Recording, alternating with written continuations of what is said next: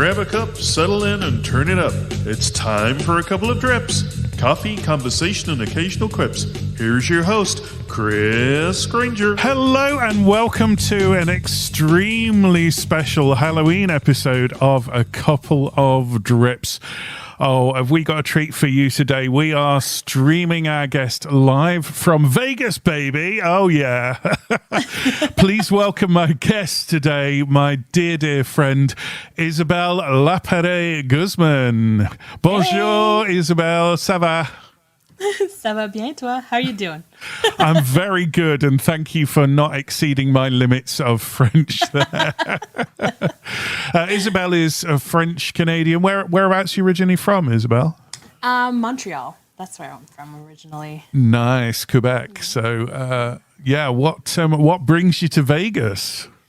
Well, there was a dude. There's always a dude, right? Oh, yeah, absolutely. So I met my husband playing a game, and then we kind of got close, and then just the rest is history. Dare I ask what game you were playing? Dare you? Is this broadcast material? I mean, it was like IMVU. It was a little more like a chat thing, I guess. Oh, okay. Yeah, like a Second Life type thing. Or Yeah. Cool. Nice. I won't dig any deeper into that one then. No, I didn't get weird until later. So. Okay, fair enough. So is French your first language then? Yeah. Yeah. Do you see yourself as French or Canadian or French Canadian, or how would you define yourself? None of the above, really. Okay. I see myself as from Quebec. Quebec, the province of Quebec, we've been, battling my whole entire life, and then even before that, to, severed from Canada and trying to make a country. And that's why it's kind of almost odd for me to be here and completely live my life in English all the way, because we've been fighting for French so much. So, So I see myself as still a Quebecer and never really be an American, even if I do my citizenship. Okay. Personally, really annoyed now because my girlfriend said you would say exactly that. She said, she won't want to be French or Canadian. She'll want to be a Quebecian. And I'm like, no, I'm sure she was absolutely on the nail. So well done, Kelly. Top marks there. She was absolutely right. Absolutely nailed that on the head. So whereabouts in Vegas did you move to then? Are you in the middle of the city or are you in the suburbs or? I'm really close in the middle of the city. Really, I can literally walk to the Strip, take a minute, but I can literally. Yeah, I'm very close. I'm right in the middle of the action. Nice. So I'm not in the suburbs. It's really like a bus ride away. I can be on the Strip in like 10 minutes. Oh, that's awesome. Yeah. That's awesome. Or is it awesome, actually? I mean, do you do the touristy thing over there? Do you tend to... do you do that? Do you do the casino and the shows and the Grand Canyon, or do you tend to shun away from that? We still do, I guess. I think we just pick our time to do it. That's the difference. A lot of people that live here don't go to the Strip or don't do any of these things anymore. But I think the fact that, we're performers, we're very close to art, very close to performing and music and everything kind of keeps us wanting to do these things. Yeah. And my daughter is a fan of beauty just altogether. So she likes the lights, she likes everything. So we still like to do these things. We just tend to avoid when we know there's going to be a lot of people. So on holidays, we're not going there because everybody is there. So you can have the space, people. We're going to go when it's not crowded. That sounds sweet. How old is she now? She's 7. She just turned 7. Nice age. Yeah, lovely. Lovely. Yeah. So it's not just when you move there, then it's all a novelty. You still kind of like to do it. I guess the novelty wears off a bit, but you still like to go into town. And when people come to visit, they're so excited to see everything because they don't get to see it all the time. So I get all happy again, Yeah. And I belong here. Yeah. Plain and simple. So like everything is still fun for me. Oh, that's good. That's good. So do you miss home a lot? By home, I mean in Montreal. Do you still hanker for that, or do you feel very settled now? I think it comes in waves, really. Around the holidays, I miss home because you know how it is. You have your little traditions, you have your things, you do things a certain course, way yeah. around certain things. And now I rarely get to see my family and all that. Sure. I have not spent Christmas or New Year with my family since I moved. Yeah. And all these things. So that I still miss home, but I don't think Sure. it's ever gonna go away. But as Yeah. far as finding myself, I'm in a better environment for me here. So Oh, that's good. That's good. I So miss the food. I Two miss a lot homes, of the two food. homes. Oh, you missed the food. What kind of things? A lot of the. There's a bunch of stuff that don't even exist here. Oh, right. Like Okay. like dishes that I always used to eat, or cookies. Like as dumb as a type of cookie that I used to eat all the time. We don't have that here. We have something kind of like it, but it Yeah. doesn't You need even to get come your family to close. ship you a load over. You think we're not doing that? Oh, No, okay. my- Oh, that's good. You've got that sorted. You've got that My sorted. my dad comes every year. He brings a whole suitcase of snacks for me, and then he buys clothes when he gets here. Oh, bless Shorts and him. t-shirts. That's lovely. That's lovely. That's really nice. Brilliant. Okay. Well, we've got the coffee here on the go. So before it goes cold, we'll do the coffee. All together now. 1, 2, 3, 4. Coffee time, it's coffee time. It doesn't matter if it's your place or mine. Coffee they call the wine of America. Brew the line and it's better than tea. It's coffee time, right? Okay. It's I always shouldn't coffee still time. be laughing at my own idents, right? I find them more amusing than anyone else. So, Isabel, now before we go on to what coffee we're drinking, I just want to say to listeners the logistics of having the same cup of coffee in Vegas and in England. This has taken months to organize so that we could have the same coffee delivered to us both. So I hope yours is still fresh and good. It's amazing. Oh, It is okay. amazing. So what are we drinking, Izzy? Tell us what we're drinking. So we're drinking top of the morning, absurdly good coffee. I think it's a Twilight one.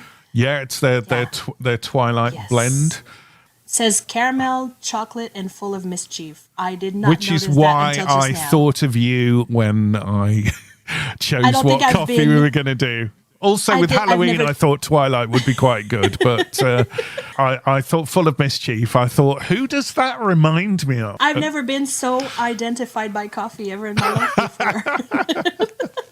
It does come from America, so it takes a while to get here, and postage is a little steep. But it is fantastic coffee, and I believe it was a YouTuber who started it. Yeah, it's a really nice range of coffee. The bags are gorgeous as well. The Yes. beautiful pink and yellow bags, which are very nice. They're so happy bags. They are happy, and as it says on the back, make a coffee, make a difference. So mellow yet so dark. So. What I like on the side, it says wakey wakey. That's my favorite. Oh, I hadn't noticed that. Oh, that's really cool. Oh, I hadn't noticed that. That's It's so really, really cute. good. Wakey wakey. Yeah. I'm doing And my you were best saying here. about the mental health charity on the back as well. Yeah, I love that. It says we give back people 1% of the money we make goes straight to helping young people with their mental health. Find out more on our website, and I think it's amazing That's great. that That's great. people make that statement and make a point of helping out, even if it's in any small way. Yeah. If we all do a small thing, then it becomes a big thing. Yeah. Yeah, I think it's absolutely. good. Totally. And they're based in Lincoln, NE. Is that Nevada? No, that is not Nevada. Okay. I don't know. NE. Do NE? I don't know where NE is. But Okay. Nevada is NV. So Oh, okay. So Lincoln NE, for anyone who's listening who knows where that is, that's where they're based. But they're online anyway. If you look up Top of the Morning Coffee, you'll find it. And we're trying the Twilight. So let's give it a go, shall we? Let's give it a slurp. slurp. I'm just spraying it on the taste buds.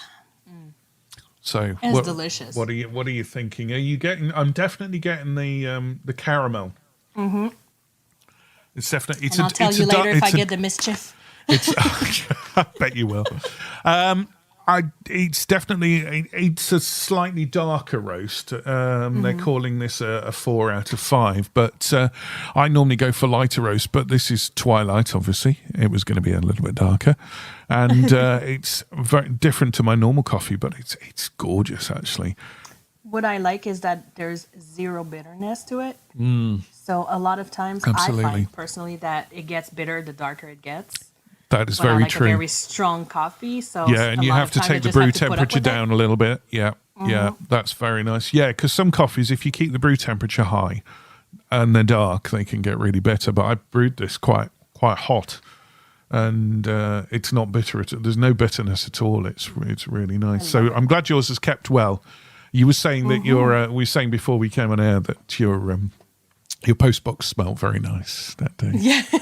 Yes, that was like just opening the mailbox and it just wafted out in my face, and it was like just a giant wave of coffee and happiness. I was like, "Oh my god, I this love is that great!" giant wave of coffee and happiness. I'm going to use that as an ident on a future show. I think that's fantastic. So, tell us a little bit about your band. Then you mentioned the band before we were talking about coffee. Yeah, so my husband and I, we built a band. We put a band. Well, it's not really a band; it's a duo, really.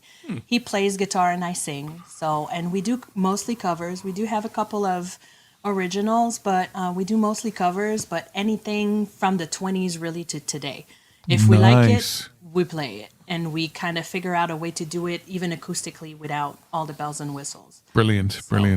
Have you ever seen? I have to ask you, jumping off that. Have you ever seen Postmodern Jukebox? Are you aware of Postmodern Jukebox? Yeah. Yes. We went to see them Huge. recently. They were absolutely fabulous. Nice. Yeah, brilliant. No, I love Postmodern Jukebox. That's kind of the vibe we're trying to go for, really. Nice. We did a Rihanna song, Oh wow! and we turned it acoustic, and it's like Nice. it's a fan favorite. We don't perform as much as we used to because sure. Having the kid kind of keeps you out Absolutely, of the bars yeah. a lot. They don't like us to bring her there. Oh, I know, bummer. They don't know what. drinks them dry. I know. Yeah. But So yeah, what- that's So I was going to say. So what's the band called then? so it's called Last Real. So nice. first part Las Vegas, second part Montreal. So beginning and end. Oh right. There we go. It all makes sense now. It all makes sense. So Yeah. people are probably wondering how we know each other. So I bet. I'm going to leave that story to you. Goodness, it's been so long. I'm not even sure I have all the details right anymore because we have so much history. But it started on Flickr, right? That's right. pretty much where That's it right. started. We were looking at each other's photos on Flickr, the old Yeah. Flickr, Flickr, which so was a old. photo sharing site, which I don't even know if it probably does still exist, but Probably. I don't know. I'm not on there anymore. no, I'm not either. It took a weird turn at some point. I was like, all right, time to go. yeah, definitely. It was when you met me, probably. Yeah. And we Nah, come on. we got chatting on there, didn't we? And then we became really yeah. good friends from that. And then Yeah. you came to stay with me for a while in what year was it? Oh my goodness, I can't even remember. I thought it feels like it. I felt like it was not that long ago, but I know. like, I mean, I've been here for 12 years, and I know it was many years before that. And I was trying so hard to figure out what year it was, and I couldn't nail it down. I Do you can remember? tell you. Yeah, You because can I've tell got me? photos from the time. Yeah, 2007. Oh my goodness! I mean, I knew it was a long time ago. Yeah, right? Oh my God. 2007. Yeah. That is so long ago. That's terrifying, isn't it? Yeah, well, I think Jeez, we're due for. I was I a think we're due for baby. another visit now. Well, you haven't changed, to be honest. So I think we're definitely due for another visit now. But I probably should come over there, to be honest. So That would be cool. we'll have to see I would what we love can to have arrange. you. Yeah, Yeah. I'm sure Kelly would love to visit Montreal. So That would be awesome. That would be we very could meet cool. meet in Montreal. That would be awesome. That would be good. That would be an excuse for you to go back home, and it would be an excuse for me to see Montreal. Very nice. Very Let's nice. not do winter, okay? Let's make a pact to not do winter. Yeah, yeah. Do you want to tell the listeners what it's like in Montreal in the winter? Oh God. Well, So in Montreal, it's even worse. They don't get as much snow as where I used to live. But it makes it a nightmare because like there's a lot of snow. So where do they put it? They just pile it up everywhere. And, like the streets get small and small and small and small. It's just insane. And where I was up north. I literally lived by a lake in the woods, in the mountain. It was beautiful. So it was amazing to look at. Yeah. But I don't do any snow sport. I don't ski. I don't do nothing. So what do? I do hot chocolate and fireplace during the winter, you know? Okay. Well, It's still sounds good. pretty. Yeah. But it also has that side where you have to shovel your roofs if you don't want to have your house collapsing on you and all that. Oh, So, wow. Yeah. yeah. You get pipes yeah. freezing and things like that. Oh yeah, of course. But we know how to not have that happen. Yeah. So you just have to stay on top of things. But I mean, it's beautiful. It's just it gets a bit long Yes. Yeah. and a yeah. bit cold. Yeah. No, Yeah. I've not got that technique yet because we moved just under a year ago to the middle of the countryside. And it was my first experience of letting the plug out of the kitchen sink basin and the water just staying there and realizing that the drain pipe had frozen. So I had to go outside with a kettle of hot water. And I was like, right, okay, this is how it's going to be from now on then. Right. So, Oh, you'll find your tricks and stuff. yeah, I'm sure it was just a bit of a shock. Why is the water not going? I'm there with the plunger trying to get the water to go down, and I'm thinking Yeah. this is not blocked. This is something else. And I go outside, and there's just a solid block of ice hanging out the end of the pipe above the drain, and I'm like, that'll be it. That would be it. Yes, probably that. Yeah, it was funny because when Chris was born in Arizona, in California, my husband. Oh, nice. And he's been here for almost 30 years, I think, in Nevada Wow. now. So like when he came to visit me, we were supposed to meet somewhere where we'd never been before, but we had to cancel that project. And he said, I'll come and visit you in Montreal. I always take vacation around my birthday. I was like, your birthday's in March. He's like, yeah, I'll come like end of February. I was like, Oh, and then it was the temperature was kind of mild. So I was watching, and then, of course, the week he comes, we had this cold front terrorizing the whole entire country. And he came to visit me when it was below 47 degrees. And I was like, wow, he is going to think I'm a crazy person. I mean, He's that gonna is hate proper cold, isn't it? everything. I mean, I was just about to regale you with my story of the holiday that I took Kelly on, where I said, I'll book somewhere. And I booked Gdansk, and as we landed on the runway, there was snow on the runway, and she went, "What have you done?" but I mean, it was like -3 or -4, but minus how much did you say? Minus 47 with the wind chill. Wow, That's not even human. That was disgusting. Yeah, That was that disgusting. That's the coldest I've ever experienced. Seriously. that is insane.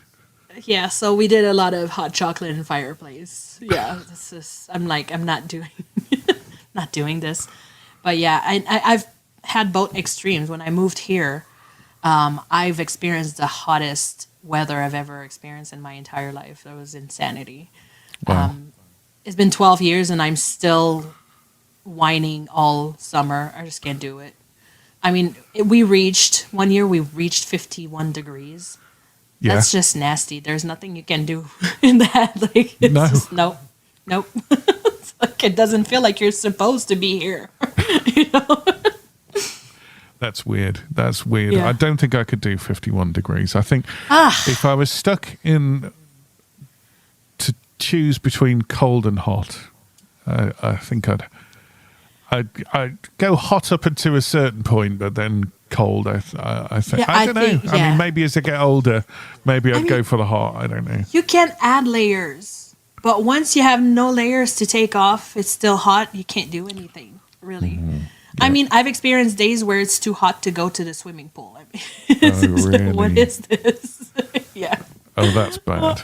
That is bad. But the rest of the time, when everybody's shoveling in December, I still have a good chunks of December that I'm in flip-flops still. So, I'm good. I'm all right. Wow. Yeah. So is that your favourite mug you're drinking from there then? It is. It's a present from my niece. It's Nightmare Before Christmas. Yet all the characters that go around the whole mug. Nice. And it's a very huge mug. That is got it's about a gallon of coffee in there, I think. Yeah, close. Very nice, very nice. So, tell us a little bit about your. I'm going to come back to coffee in a minute, but tell us a little bit about what you do when you're not doing the band. What is your job, and moreover, what was your old job, and why did you leave it? It left me, actually. But so my current job, what we do, my company is called Giving Home Healthcare, and what we do, we provide home healthcare for people that have chronic illnesses and that are, some of them are terminal as well. And they got sick working at nuclear test sites here in the US. Yes. Wow. So what we do is we provide them with home healthcare nurses, PCA being personal care attendant. So people that work with them in their home, we line them up with the specialists that they need and all that, and we build a Department of Labor. That must be fascinating. It is really interesting, and it's very satisfying to be that person that can help these people. Yeah, I bet. What happened to them is not okay. It's very wrong. Sure, very wrong. Sure. 3 Mile Island, that kind of thing. So it's they were lied to. They were not really given the whole scope of what the risks were and all that. So you must get some stories from them, I would imagine. Oh goodness, you have no idea. Like anything from the deepest secrets that you can imagine. I'm talking about hearing about a truck driver that was told, oh, just take a truck and then you take a brand new truck. We'll provide the truck. Don't worry about it. We'll load it for you. Just drive it there. And when he got there, he was told to just get out, get on the bus. And as they were leaving, they pushed the truck in the like a gigantic hole and just buried it. So we have stories like that. And stories about like, oh yeah, I used to just stay on site, and then we had some kind of like hybrid insect, like it's kind of like a scorpion mixed with a tarantula. I'm like, oh, can we not talk about this anymore? It's like, no, but really, they're called weeping babies because when you step on them and crush them, it whines like a baby. I'm like, no. Wow. Okay. Yes. We're talking Area 51 kind of like it stuff. It is crazy. Yes. That is insane. Yeah, and they were describing like the signs that you see on the side of the road as you drive through the test sites and all that. It is crazy stuff. It's insane. That is absolutely insane. So you do that all over? I presume you're in the car a lot. You do a lot of travel for that? Yeah, because we have patients all over the place. We actually, as a company, we cover a few states. I take care of people here in Nevada, and I have some in Utah and Arizona. Oh, nice. My job is to visit them in their home to go conduct like some kind of a little bit questionnaire before their renewal appointment, to get them reapproved for the program. Yeah. So I need to evaluate their health, how it changed, and all that. I'm the face of the company. Along with my partner who goes with them at their doctor's appointment. So we really like support them through the whole process. Oh, through the whole service, yeah. That's great. So, bringing back to coffee for a second, what you drink a lot on the road? Have you got one of those cars with like 50 cup holders and? Pretty much, yeah.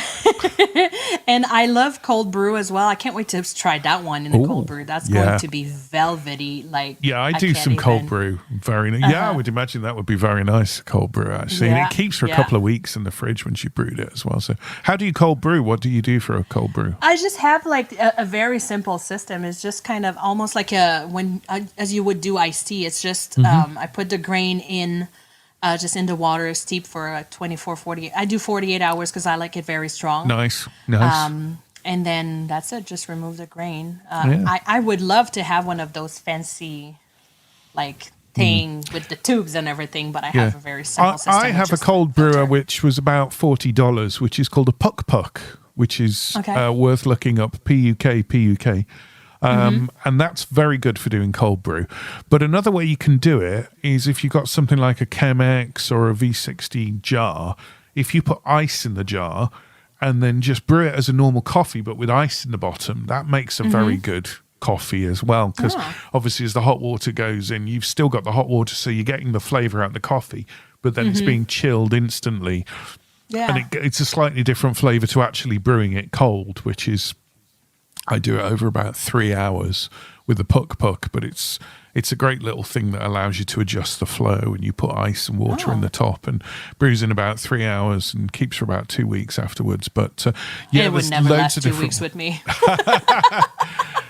there's lots of different ways of cold brewing. I mean, some people Yeah. brew it hot and then make it cold. Some people brew it cold, and like you do it over 48 hours, which I would, the patience of waiting for that's quite admirable. I don't think I'd be able to wait 48 hours to try I have it rolling, like I okay, started before it constant supply. ends. Oh, yeah. Nice. So what coffee do you take on the road with you then? What do you brew? Or do you have like a favorite coffee brand over there, a favorite coffee shop? I'm not a fan of Starbucks, contrary to everybody. I like them okay. If I in a pinch, Sure. Their chocolate cream cold brew is amazing. Nice.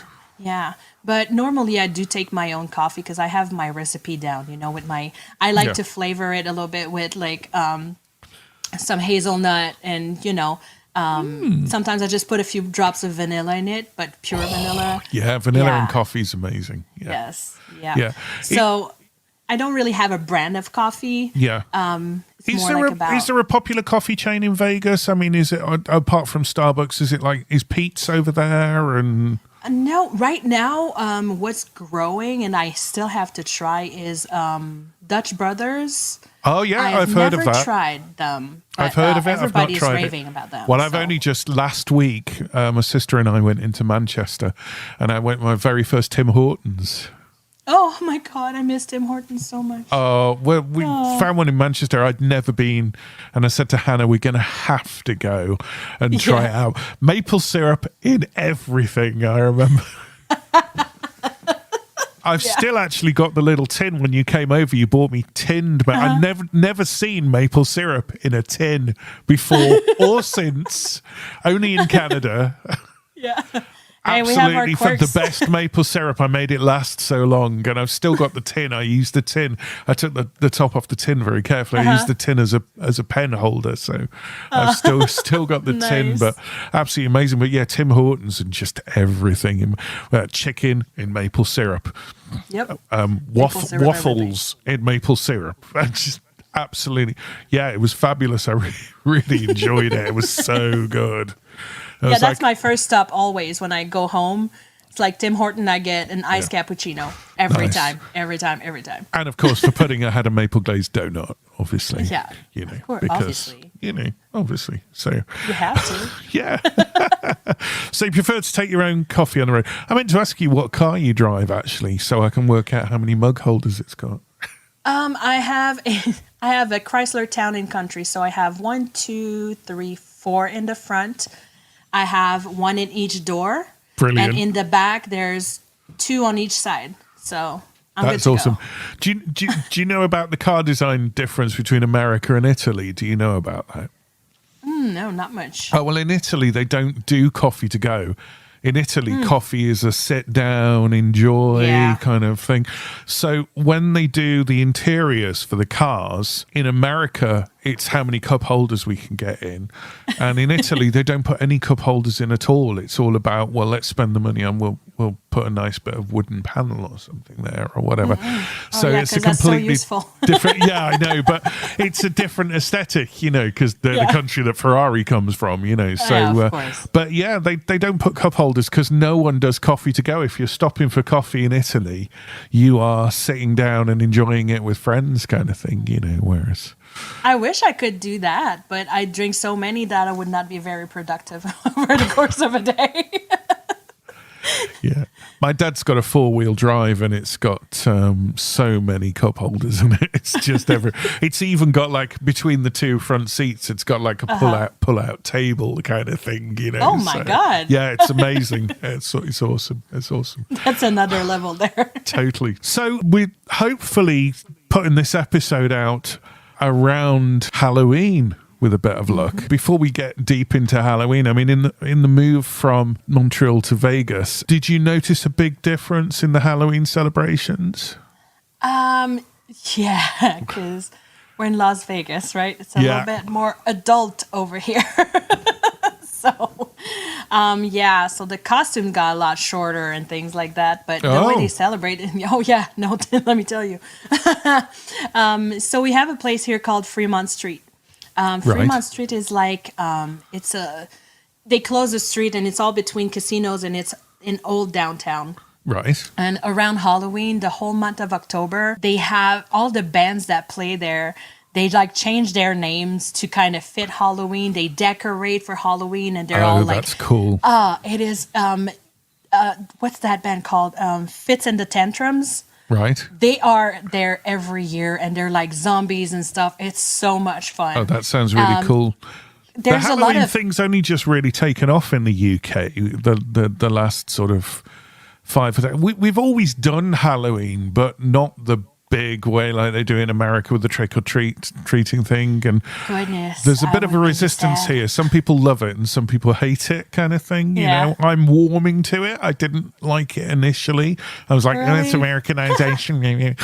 But I'm kind of warming to it now and kind of getting more excited every year, kind of thing. It's an excuse to watch Tim Burton films, but... You don't need an excuse to watch Tim Burton. No, this films. is true. What is that This is true. And But an yeah, excuse we for candy, moreover. Yeah, Chris and I, we're always on the same vibe. We're always on the same vibe for that. We dress up for anything and everything. See what I mean?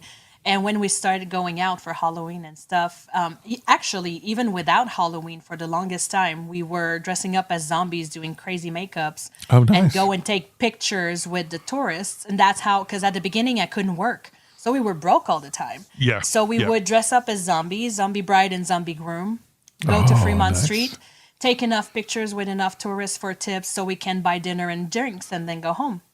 Very nice indeed. That's kind of cool. Actually, when you proposed to me, we were dressed up as zombies. We were doing our zombie thing. As you do. Of course. We're doing that. And then he was talking to a band that was playing that night. And they said, when you see us coming, my wife's wearing like her veil and all that. He's like, pause. And if you could sing that song, I'm going to propose to her. So I didn't know that. And then we were there. I show up. He's like, oh, let's take a break. I was like, oh, yeah, let's go check arena.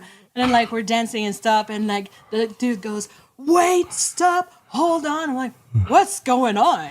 And then you had all these drunk girls all around. Like, the high-pitched squeals when he proposed was impossible to describe. Brilliant. That was a great memory. I love that he proposed to you while you were dressed as zombies. It's like, of course, that was awesome. Until undeath do you part. Yeah. That's amazing. Oh, I love that story. That's brilliant. Yeah, but Vegas and Halloween, it's something else. You have like Fremont Street is a big central. There's a lot of things that are oriented for kids, but of course, like it's a powerhouse for Halloween for adults. We have great, amazing haunted houses here. That's actually what we did the weekend of our wedding. We went to haunted houses with my sister. It's like, there's a town, but it's not really a town. It's like more of an attraction called Bonnie Springs. They turn into Bonnie Screams. So it's like multiple, it's multiple haunted houses. Chris and I even worked in a haunted house scaring people one year. It was amazing. That sounds awesome. Awesome. Which brings me actually to I'll just play this, but it brings me to your T-shirt, which we'll mention in just a sec. And now it's time for Granger Things.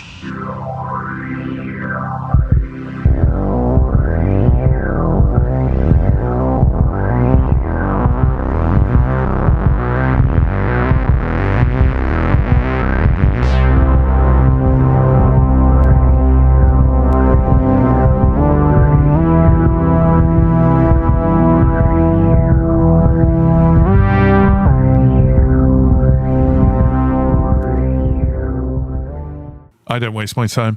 Right. section we're calling Granger Things for no apparent reason. So, Stranger Things, you're wearing a Hellfire Club t-shirt, I should say to the listeners, and you're a massive fan. What got you into it?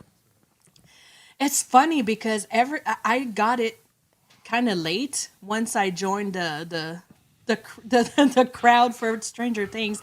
It was already like 4 seasons in. Really? That late? Yeah. Oh, wow. Yeah, So you had like, a lot of catching up to do. Know. Yeah, and and the binge was glorious. Like, it was all available. Oh, yeah. You know? I love how season 4, the episodes just got longer and longer and longer and longer and longer until we have like a feature length at the end. I know. I was sitting there towards the end of season 4. I was like, I feel like we've been here forever. We've been here forever. Yeah. But yeah, I don't know. We were holding off, just, watching other things. And I was like, let's give it a shot. I was like, worst comes to worst, it's going to be cheesy and like we call it. You remember the 80s. What's the worst that could happen? Yeah. Exactly. Bad colors and hairdo. I don't know. Yeah, absolutely. So we started watching it and I was like, oh my God, this is really good. And it kind of happened in a time where we didn't really have much going on with work and everything. So we had tons of time to just... Was this during lockdown by any chance? Yeah. Yeah. Pretty much. Yeah. Yeah. So like we got like way too much into it. So it was pretty, So what got us into it, just gets strange. And I like the quirkiness and like the nerdiness of it. Yeah, definitely. Did you like the film Super 8? Super 8. Have you seen that? Have I seen Super 8? It's the one with the kids and they've all got film cameras. They've all got cine film cameras and yes. the monster and the train. And yeah, that was monster fabulous. and the train. That's what I remember. Because that's the nearest film thing I can kind of think to compare it to, that real nostalgic for the 80s. I watched the first season of Stranger Things and I thought it was really good. And then I started watching the second season with Kelly and she got a bit put off by the thing that went down the throat. Spoilers for anyone who's not seen it, and we stopped watching it. We didn't watch it for ages then. And then season 3 came out and I saw a few trailers and thought, this looks like it really good, because I thought season 2 slowed down a little bit. I felt like it slowed down a little bit too, but and then I just went back and I was like, okay, I'm going to watch it again. And I started watching it from the start again, and because I'd totally forgotten what had happened, and then went back through and then finished season 2, and then season 3. Oh my God, it just went up a gear, didn't it? Really? Yeah.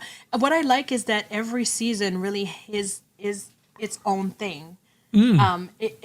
And I feel like it's a different level and a different almost style of story in each season. That's what I liked. I think what helped season 3 a lot was bringing in a few new characters. Yeah. I think that really, really helped, and they were such great characters as well. I mean, I have my favorites, obviously. Go on, tell me who your favorite is. Well, what shirt am I wearing? Come on, man. Eddie is the bomb. I just totally fell in love with Eddie, and like, I'm not gonna say why, but I cried hard in the last season. Like, really hard. So, but I've seen a trailer for 5, and he might be back. Yeah, I know, but I have my reservation because I think he's gonna be back on the wrong side, and it's sad. Oh. Now I'm gonna have to be falling for the bad guy again. Come on, they're doing that to me. But I love Dustin. Dustin is like just a goofball, and he's like just a brilliant, awesome kid. It's awesome. The whole him singing with his girlfriend while everybody's dying. Like, nice. Thanks, guys. That scene, for anyone who's not seen it, they do they do a scene where they sing Never Ending Story together, and it is one of the most.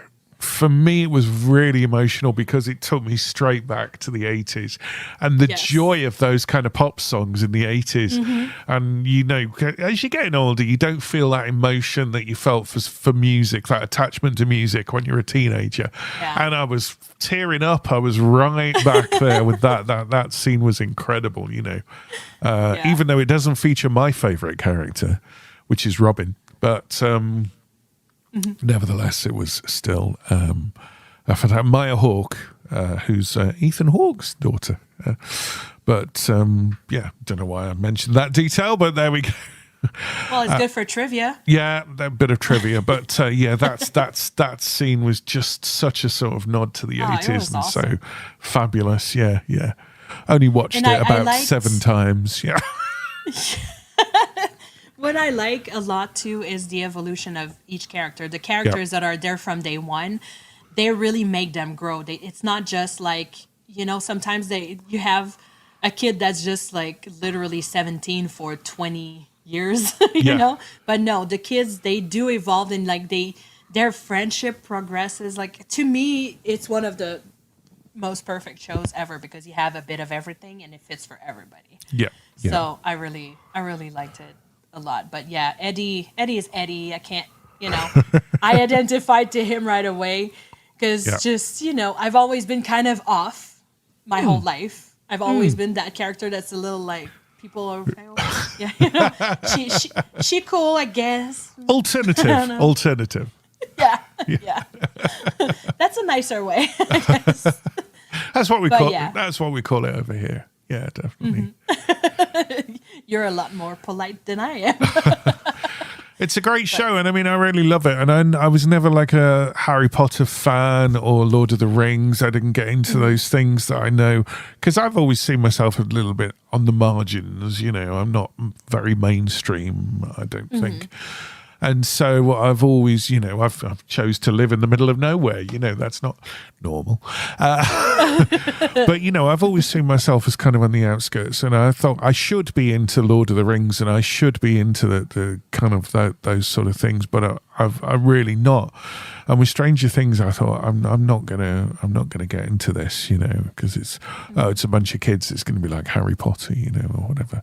It's nothing like Harry Potter, and I don't know, but it's just definitely resonated with me for some reason. But But it really, I mean, I like Harry Potter because I'm just a sucker for magic and all that kind of stuff. It's nice to me.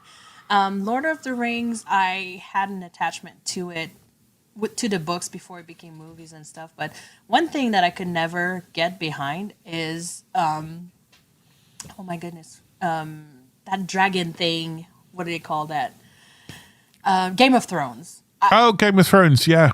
No, I watched tried the first so 2 hard. episodes, but yeah. Everybody's like, oh no, you gotta push through, you'll like it. I'm like, how long? Because I'm 3 episodes deep and I have to take notes to understand what's going on. I don't know.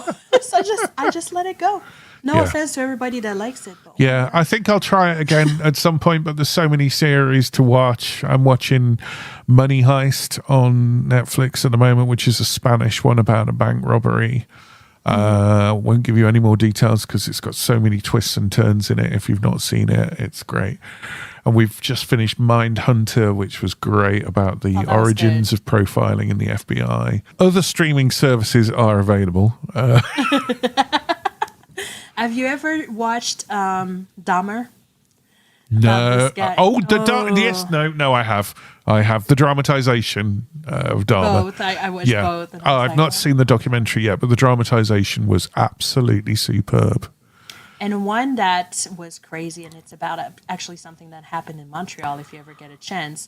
And you might have to bleep me on the title because it's Don't F with Cats. Do you know what? Yeah, I started watching that, and I anything with animals I really struggle with. So But it becomes a lot. If you can push through the initial cat stuff, it gets twisted. And when you see it's an actual real story, and that was terrifying to think that it was happening where I lived. Montreal, Toronto, all like. No, I saw the kind of the first 5 minutes and what the guy was doing, and I was like, I can't do this. It's okay. He's gonna do it to humans after that anyway. Yeah, I mean that for some reason is kind of less I know. problematic. I like that I too. don't know why, but I kill know. the dude. Okay. Yeah. I don't want the finished result. It's the research objective. Climb to fame, It's your chance to drop a name. Trying to outdo each other's kind of lame.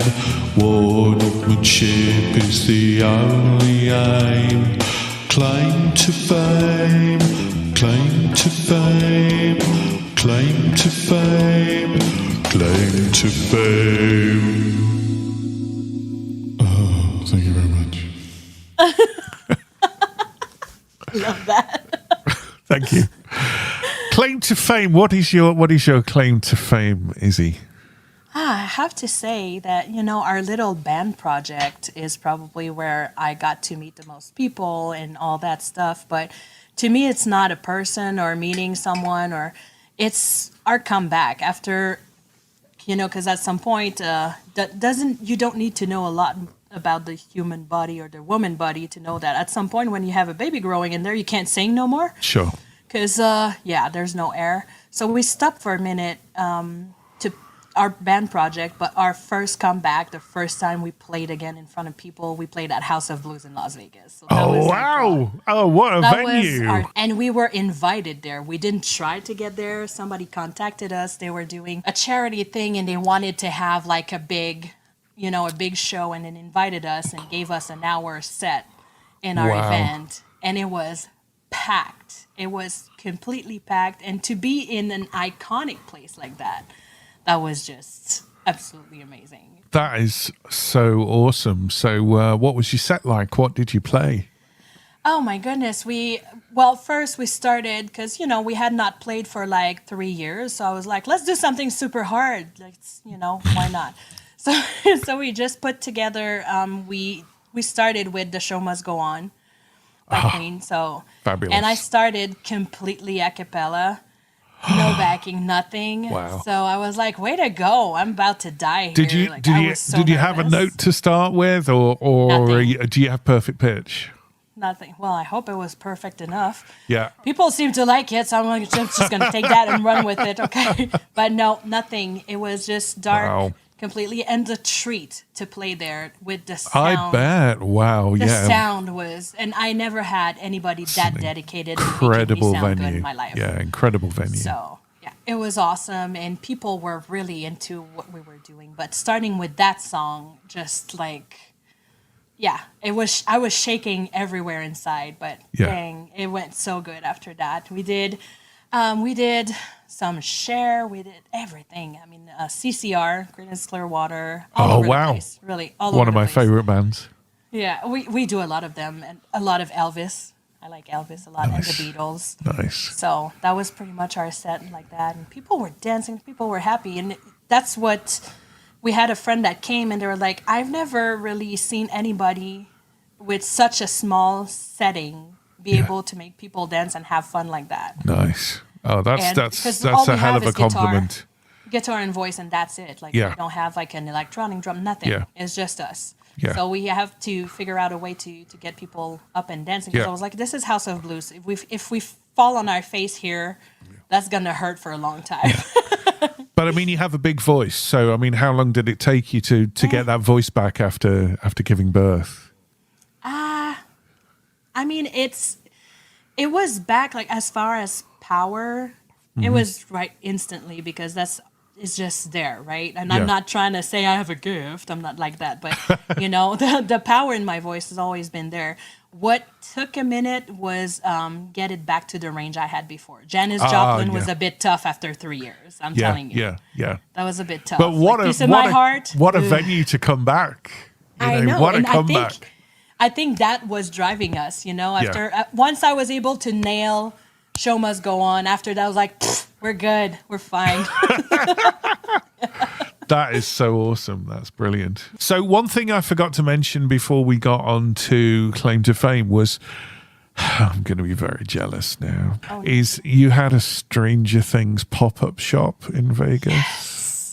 Which you did a lovely video about. Oh, by the way, I'll put a link to your band in, because hopefully we'll get your band on in the future, and we'll get you to do some kind of live performance if we can set up all the mics and everything. But tell us about the pop-up shop. I mean, what was it? What did it have? And how jealous am I going to be now? I'll go and sit quietly in the corner. You're going to be jealous a lot. You might be sulking at the end of this. I think so. But, so it started like right from the strip. They had like all those LED screens, and you had like the upside down and all the vines, and so that was right there. You're not even in the shop yet. So that's just the entrance, and they had Stranger Thing and the theme playing and the letters wrapping around you. Just that to begin with. Wow. It was awesome. So you take an escalator going down, and you had the bikes that the kids were riding right there with the big monster. I forget the name. Not the Demogorgon, but the big one in the clouds was there in the background. So you could take pictures sitting on the bikes, like acting up like you're running away and stuff. Yeah. And then the entrance to go to the store was all those neons, like the red neons that would wrap around, and then you go in. Fabulous. And they had all the merch you can imagine. So they built Joy's living room. So you had the couch and like the lights. The Christmas lights, yeah. Christmas lights with the letters and all that on the wall. You had a phone. The phone was super cool because you pick up and it would just shoot like lines from the show. Brilliant. Or like just the noises growling and stuff. That was super cool. Nice. And you had a pop-up book. I almost bought that. It's like a pop-up book with all the scenes and like the cast, and very nice. It was super Did they have the vinyl? Because I've got 3 or 4 of the vinyls. Yes. I'm missing a few, and the price is going up, and I need to get hold of them before the price goes up even more. You need to do a montage of pictures of all your vinyl next to Vecna's face on your table. That would be cool. You really need to do that. Last time we spoke, Izzy identified the fact that the wood grain in my table that I sent her a picture of the Stranger Things vinyls on looks like Vecna's face. So that's pretty cool. But yeah, absolutely doesn't freak me out every time I look at it now. Sorry. I just put the coffee pot over Vecna's face, I think. You got to watch that. I'm telling you. You got to measure and make sure it doesn't get any bigger or do some funky things right there. I'm keeping a close eye on it. Yeah. But in the shop, too, you have a space where you have the arcade. So we had the arcade there. You could you had a locker room from the school where they would sell like the jackets and everything, and then you go back. They had. This is a pop-up shop. This isn't even a permanent installation. No. So I don't even know when it's. I think it might even be gone now. But you had Vecna in one of the rooms as well. Wow. In that room, they sold like all the creepy stuff, like baby Demogorgon and like little plushies, and then you had at the end a Demogorgon really like busting out of the wall. In Fabulous. that room. That room is completely dark. And then you walk in and the spot was on there. Look, and then when I went, there was nobody there. It was in the middle of the day. So it was amazing. We spent like 20 minutes making crazy Demogorgon pictures, like, all that kind Brilliant. of stuff. Yes. It's amazing. Like I went with Chris. I think we were there for a good 90 minutes. I hope they do something before season 5. I hope they will do something like that in the UK. Mm-hmm. I know that in LA they had the Stranger Things experience where you actually get to, it's all props and everything, and it's a whole walkthrough experience and all that. And I know that it was going to Europe after here, so you might want to look. That would be very cool if it is. Mm-hmm. Yeah, we'd definitely be up for that. Yeah. Hi there, and thanks for listening to A Couple of Drips. If you like what you hear and would like to help support future episodes, then you can help by buying us a coffee. Just go to buymeacoffee.com/coupleofdrips. One-off donations or memberships are available. We really appreciate your support. Remember, please don't spend anything you can't afford. We love you just for listening. Thanks, and have a great day. buymeacoffee.com/coupleofdrips.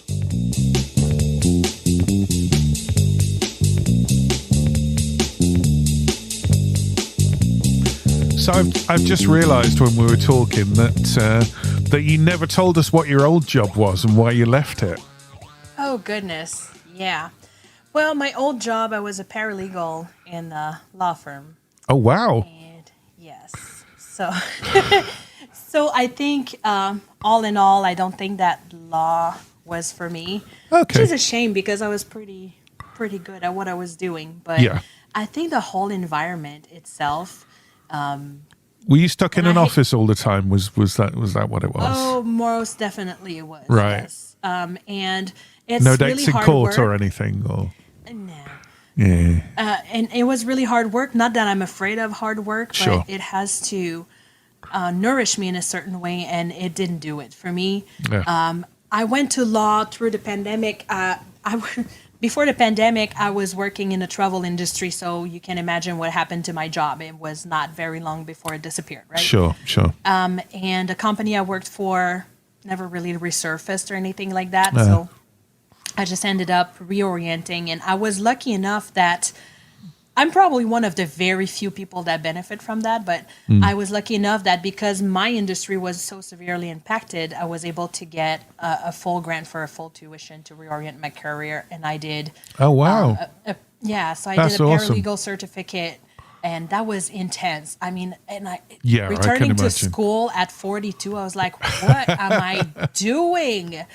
But it went really well. I was really good at it, and that's what came out of when I left my company as well, even though it was not the right environment for me. Sure. I kept hearing, you're so good, you're so good. I was like, yeah, well, then why am I struggling so much? And Yeah, I realized that it was not for me. I'm just not the right type of person, I believe, for that. Yeah. Because I went there to try to help people, but I did not have that direct impact on people Right. that I was craving, really. Yeah. And it was a bit Yeah. toxic. Which over obviously there. with your new job you do have that a lot more. You feel like a lot more like you're helping people. And of course you get to be out on the road a bit as well. So Yes. it's a change of scenery, I guess. Yeah, and then I see the people like in their home, and I'm really getting close to them and all that, Nice. which I didn't get in my old job. Yeah, And because there you're was a people lot- person, so Yes, and there was so much like negative things associated with what I was doing before as well. Like I was in personal injury, and a lot of people, not to diss my country of adoption, but a lot of people, like the second they slip and fall on their butt, they think it's payday. They're gonna sue somebody and hope to retire early. So Yeah. a lot of people. yeah. There's a lot of real cases. I'm not saying that Sure, everybody's a sure. liar, but there's some people that are a bit delusional. But it's a on what claim they- culture though, isn't it? Yeah. Oh yeah. Yeah. Most definitely. I guess it gets to you too. I mean, I've never been used to that. Hmm. The first year I met somebody that pretty much live off of lawsuits. Wow. And like I slipped on a little puddle at the grocery store and like banged my knee a little bit, Yeah. Look, I bruised a knee before, okay? I'm going to be just fine. Sure. But she's like, you need to sue, you need to do a report, and you need, I'm like, no, I just Wow. need to put ice on it and call it a day. Like, Yeah. but yeah, so a lot of people are like that, and it's a sue culture for sure. Yeah. That's all you see, the billboards everywhere and all that. It's insane. Yeah. It's completely insane. All you get here in Las Vegas, and I'm sorry, you might have to need your little button there, really is like personal injury lawyer and boobies everywhere. That's all you see. Strip clubs and lawyers. Fantastic. What a place to be. I mean, while you're having a little bit of a rant, I'm going to say one of your trigger words here, which I know you've mentioned to me before, was a big thing when you moved from Canada to America, was veterans. And I mean, why is that a trigger thing for you? Yeah. Nothing against Well- veterans personally, but No, actually, it's quite the opposite because so there's a huge pride and a huge culture around the Army here, which is not really necessarily something that we have back home. right. And they are very proud of their Army, and rightfully so. I mean, like they are accomplishing incredible things, and people Sure. are making sacrifices and everything. But what shocked me is how the veterans after that are kind of a lot of times just abandoned and left to themselves. See what I Wow. mean? So they give their life to, and I've seen this very close, and I'm talking in the family close here. Somebody finally getting their veterans benefits like short a few years before they pass away. Oh, that's not right. So and I don't understand how, you put them through all of this. They have PTSD for what they did for you. Should be your responsibility to take care of them. So of course they have, the VA, the hospital, and all that. That's covered in this and that. But that is not all there is to it. These people were not paid, or they were paid like a misery of a salary when they were there. So like they get out of there, they have nothing lined up. They need to figure out how to like get a house, figure out all these. To me, this should be something that is taken care of, and this is something that it's hard for me to witness. And when veterans are held in such high esteem by society, to then be treated like that. Yeah, and that's not the society that's not doing them justice. Because trust me, thank you for your service. I hear that day in and day out. Yes. But it's one thing to say thank you for your service, but actually being there for the person that did the service. So you have a lot more support for veterans from actual businesses that are like buying them meals and doing things like that. Yeah. But where it's lacking, to me, is witnessing how the government makes it so complicated for them to reach any tax kind of dollars are benefits. not going in the right direction. Awful. Yeah. Yeah. That is crazy to me. And it's frustrating because, I'm here as a guest in this country. I don't get to vote. I don't any of that. You know, I'm a legal immigrant, but I cannot vote on anything. I cannot really have that kind of impact or make my voice heard on any of this. Permanent right I am not a citizen. Permanent right to stay. So, but gosh, when I started seeing this, and that's why it's funny that I kind of came full circle, and now I'm like, these people, we have a lot of people that I work with that were in the military, that this is how they ended up where we are. Because at the test sites... So, sorry to interrupt, Izzy, but you can't vote, but presumably you pay taxes in America and not in I do. I Canada. Sure do. Yeah. Yeah. That's not right. If you pay taxes to a country, you should earn the right to vote in that country, I think. Yeah. I agree, but apparently it's not like that. And trust me, it was hard enough to get the right to earn money and pay taxes. I'm not about to start that fight here. But I can see why you're passionate about the veterans thing, especially working in the field that you work in, because you're kind of working with people who have not really been rewarded for the things that they've been through. And my father-in-law was a veteran, and that's where I've seen the things that I mentioned, that things are lacking, and I'm like, this is just not fair. It's just not just. It's unjust. It should not be that way. One of the things I wanted to ask you while I'd got you, because this is something that's been on the news and YouTube and that recently, is I'm fascinated by the giant sphere at the Venetian. For anyone who's listening who doesn't know what it is, could you tell the listeners what it is? Yes, you guys, if you want to see it, it's popping up on YouTube everywhere. It's the MSG Sphere. So it is a giant concert venue. I have not been able to see inside just yet. I am planning on making my way in there. So it is a sphere, like literally a giant ball that is sitting there in the middle of the city. Inside, it's state-of-the-art show venue, and it's round inside as well. Supposedly, the acoustic is like nothing ever made in the world. But outside, they have the full sphere is an LED screen, the whole thing, from top to bottom. Nice. And they have projection and like all that stuff. I have on my you probably seen my little reel that I did with the Pink Floyd music and all that. Yeah. So you have anything from like aquatic theme, like with just fishes like going around, to like a giant fireball, to a big eyeball. Yeah. The other morning, I can see it. I saw the eyeball. Yeah. You saw the eyeball. Saw the so eyeball. imagine It that. was incredible. Yeah. Like in the morning, I get to my office, get out of my car, turn around, and it's just it's just a giant eyeball. And it's like, ew, no. Yeah, they've done the Earth, they've done the Moon, they've done the eyeball is the freakiest one, I think. The eyeball is, and they have more than one eyeball. Yeah. So there's one I mean, that's... how big are we talking, this thing? The Statue of Liberty can stand in. It is huge. Oh, wow. I'm not joking. It is huge. It's the world's biggest screen, isn't it? It's the world's biggest TV screen, basically. Yeah. It's insanity. It's complete insanity. And the cost associated with that, and the cost of operating that, and the cost of probably maintaining that, is insane. But it's Vegas, baby. I know, exactly. I was like, well, that's all we needed now. A big ball. We're good. Oh, that's awesome. Yeah, I'd love to come over and see it because it's absolutely fantastic. So U2 is going to be the first band to perform. Of course they are. Of course they are. But yeah, what we did one night, we just took my daughter, we loaded up the car, we grabbed a milkshake, and we went to a high structure. We just parked there and watched it like go through the cycle. And it's insane. The quality of image too, it's just crazy. Oh, wow. It's just crazy.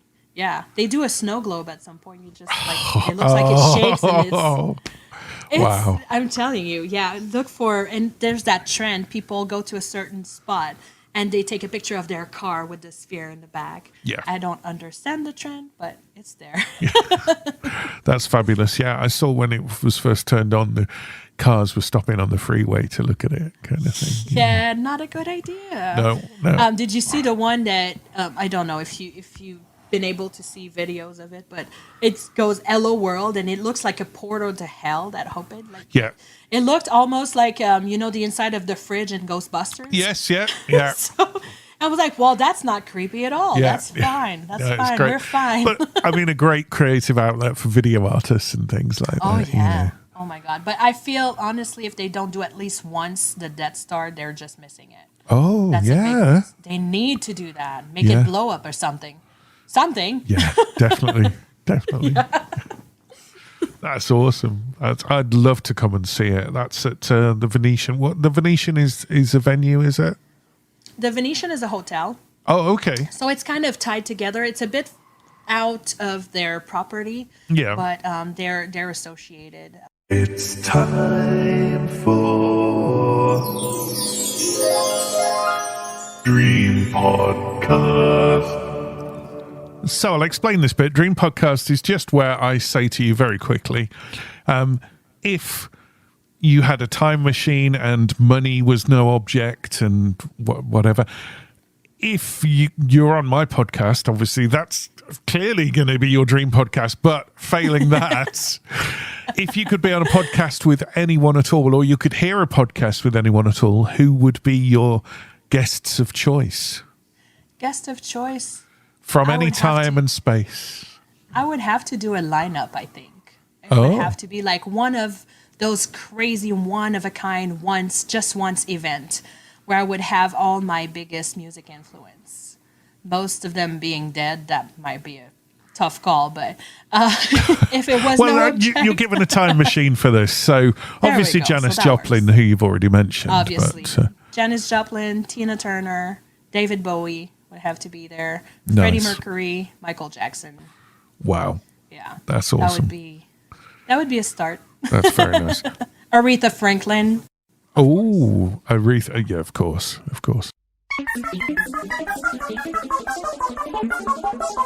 Boxes or pants? Boxes or pants? Boxes or pants? Boxes or pants? Boxes or pants? Boxes or pants? Boxes or pants?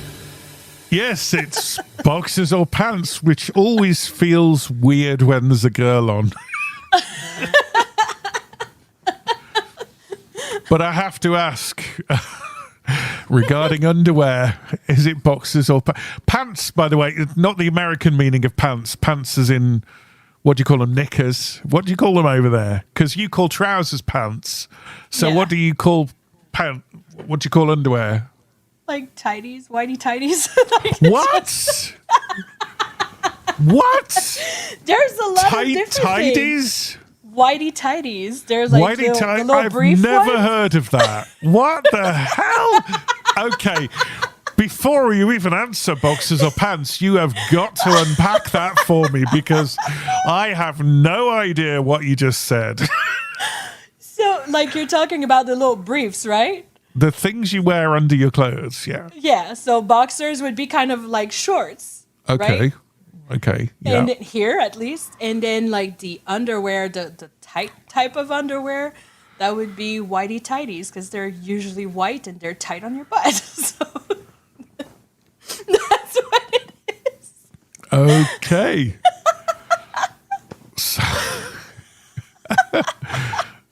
So, shorts are And you whitey open tighties, that- shorts are whitey tighties, shorts are whitey tighties, shorts are whitey. I don't think it's too many syllables. I don't think I can fit it in. Okay, so given that choice of shorts or whitey tighties, which is your preference? I have to go with tidy whities, I guess, but I Okay. like colors. Okay. Yeah. I mean, colours are good. You know, ones with Muppets on and things like that. Fantastic. Okay, so I'm going to go through. I've got a list of silly things here, and you just have to choose one of all of them. So, sausage or bacon, Bacon, breakfast or dinner, dinner, TV or radio. radio. Correct. Black and white. Correct. Black and white or colour. Color, Curry or pizza. pizza. Croissant or brioche. Oh man, that's tough. It is tough, isn't it? Brioche, I think. Okay. What do you like on your brioche? Just butter. Just butter. Decadent. Hot dog or burger? Burger. Okay, I don't know if this one works in the States. We'll find out. Mars or Snickers? It doesn't work in the States, but it works in Canada. Okay, Mars all day. okay. Snickers or Marathon? Now you might not get that one. I don't know. Snickers used to be called Marathon over here, and then they changed it to Snickers to move it in line with everywhere else. Never Oh, mind. that's sad. Yeah, I thought so. We liked Marathon, but you know, analog or digital? Depends what the goal is, I think. But digital. I think. Coffee or tea? Coffee. That's my girl. Tomato ketchup or brown sauce? Do you have HP sauce over there? You must have HP Yes, sauce. we do. Yeah. Ketchup or brown?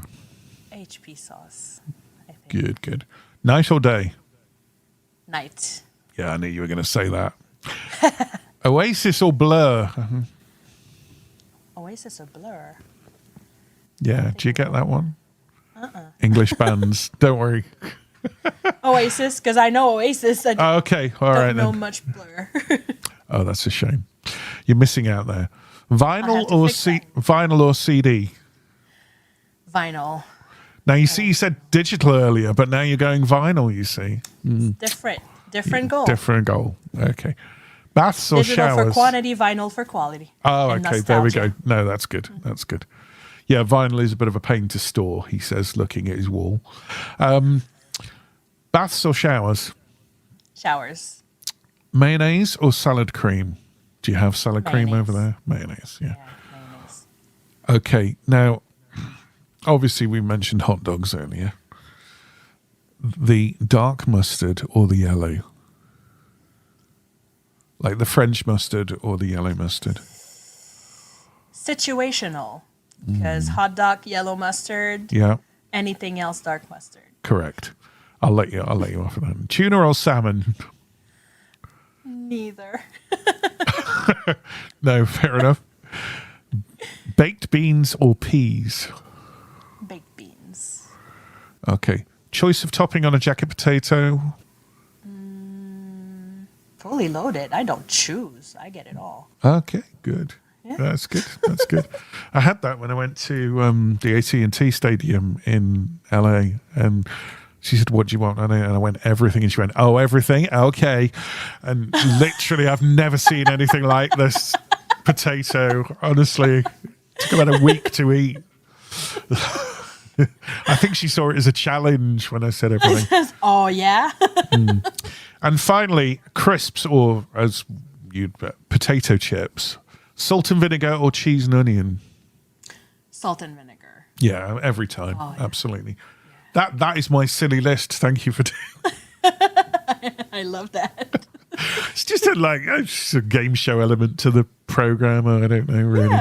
Yeah. I'm sure most of those you already knew that what I was going to say. Yeah, the night one was a dead obvious. The coffee one was a dead obvious. But then I thought you threw one or two curveballs there, I have to say.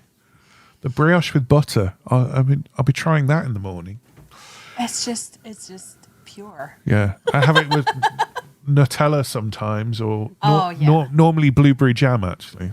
But It's with delicious butter. too, but It's got butter in it, but I can see how it works because butter works on a croissant. So it's like more butter on butter. and a sprinkle of cinnamon. Ooh. I'm going to add one to the list. You've just inspired me, actually. Cinnamon or nutmeg? Oh, cinnamon for me. Yeah. Yeah. It's a close thing, I think, with that. I'd probably go cinnamon as well because it's in everything. As Seinfeld says, what's that flavour in everything? I can't do Seinfeld. I don't know why I even tried. What is that flavour? Cinnamon. Cinnamon. No, I definitely can't do. I definitely can't do a Seinfeld. Have you watched Comedians in Cars Getting Coffee? By the way, Yes, I love that. I love yeah, that. we've watched them all. Yeah, they need to come up with more because it's Yeah. getting dry out here. Yeah. Yeah, love the one with Obama. That was awesome. Yeah. Did you watch kind of same idea a little bit? Carpool Karaoke. Yeah, Have you ever watched that? Yeah, Oh my yeah. god. Yeah. That's awesome. yeah. We get James Corden's show over here late at night, but we get it. I think we get it the following day or something. Yeah. So we're a day behind or something. So it's always a bit weird if he's talking about the headlines for the day, and we're like, yeah, that's old news now. So yeah, that's brilliant. Was there anything else you wanted to mention while I've got you on, Izzy? Was there no, anything I else mean, you want to just- talk about? Anything you want to ask me? No, I don't think we can talk about that on air. Just No. kidding. You're No, it's just- you're it's- probably right, actually.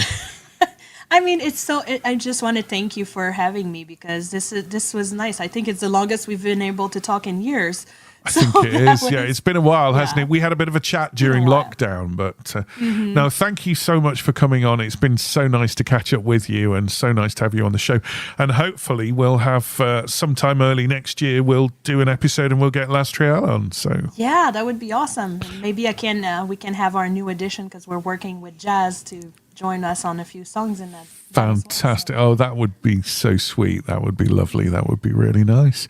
Well, Izzy, thank you so much for being on the show. And I shall say... Ta-ta and farewell.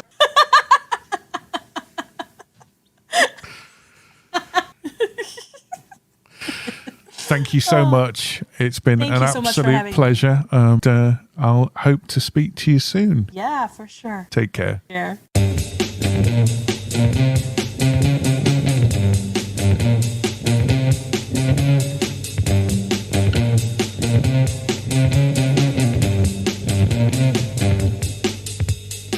You've been listening to A Couple of Drips. The show was conceived and presented by Chris Granger and is a Cup the Mic